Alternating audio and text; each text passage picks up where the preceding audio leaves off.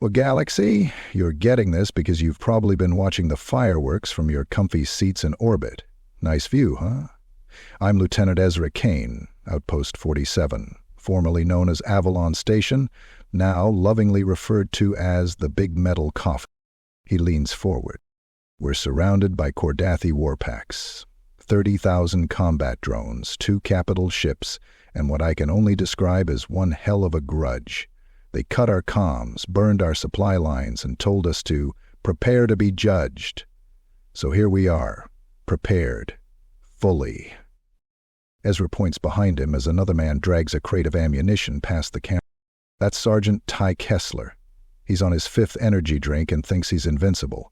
We all humor him. He's kind of like a wild raccoon at this point, angry, twitchy, and unkillable. Kessler stops mid-drag and waves at the camera, raising a can of something ominously labeled liquid lightning. "I've made peace with my gods and my arteries," Kessler shouts. Ezra snorts. Anyway, he gestures at the walls. "We've got enough ammo to make things messy, but not enough to win, and we're fine with that." He shifts, wiping some soot from his face. "See, humans are weird. When things go sideways, we don't write poems or wax philosophical. We make jokes. Really bad ones." The camera pans to another man tinkering with a warhead the size of a vending machine. He's wiry, with oil-stained hands and a cigarette hanging from his lip. That's Vance, resident explosives expert. If he goes boom, he's got his fingerprints on it. Vance gives a mock salute. "I call this one diplomacy. You'll know when it goes off." Ezra laughs quietly, a sound equal parts humor and exhaustion. "We're watching this and you're hoping for a rallying cry or a desperate plea for rescue. You're out of luck. We're not asking for help. We're telling you a story." The camera shifts slightly, showing a row of photos taped to the wall. Friends, family, pets. Ezra's eyes soften as he glances at them. "See, the Kordathi sent us one of their infamous ultimatums. Surrender and live as prisoners, or resist and die. It was real dramatic, lots of fire and brimstone. But they don't get it. They think fear is enough to break us." His voice lowers. "It's not." Kessler returns, dropping into a chair next to Ezra and cracking his knuckles. "Fun fact, did you know the Kordathi don't have a word for sarcasm?" Kessler says. "Makes them really bad at interrogations. One guy back at Fort Caliber told them his secret weakness was smiling puppies. They believed him for 6 hours. Ezra shakes his head, chuckling. "Point is, we're human. We're not wired to just roll over and die. If we're going down, we're taking their pride with us."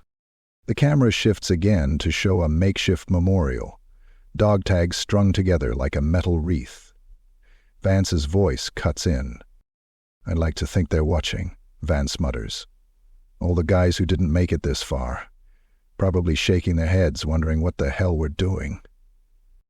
Kessler nudges the camera back to Ezra. "We had a final meal last night," Kessler says.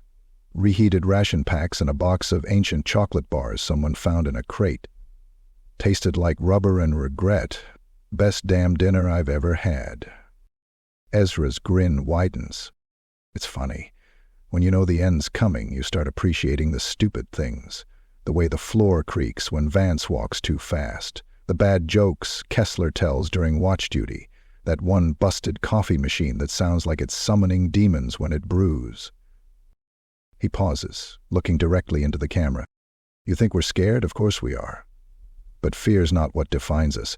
It's the laughter in between, the quiet nods, the dumb stories. That's humanity." Kessler pulls out a harmonica and starts playing a slow, haunting tune. Ezra waves at him. "This isn't a campfire, Kessler." "Every tragedy needs a soundtrack," Kessler replies without missing a note. The camera jostles again as alarms start blaring in the background. Red lights flicker. "That's probably them," Ezra says, standing. "The Kordathi. Showtime." The screen tilts slightly as Ezra lifts the camera, holding it as he walks down a narrow hall lined with makeshift barricades. Soldiers nod to him as he passes. Some smile. Some check their weapons with grim precision. "Before this cuts out, I want you to know something," Ezra says, his voice steady. "The galaxy calls us primitive, brutal, unpredictable.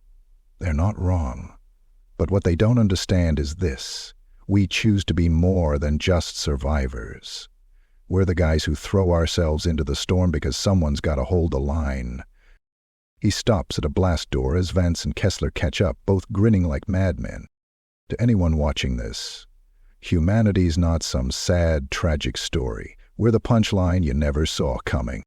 Kessler slaps the door control and it opens with a hiss, revealing a shielded sky thick with enemy ships. Explosions ripple in the distance.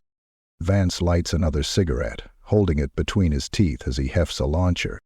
"I think they're ready for diplomacy," Vance says. Ezra takes a breath, steadying the camera for one last frame. The three of them, silhouetted against the chaos, unyielding. "If this is the end," Ezra says, "we're making it one for the history books." Kessler raises his harmonica in a mock toast. "To the poor bastards who underestimated us." The camera tilts upward, capturing the blazing sky, then static, swallows the image. Transmission ends.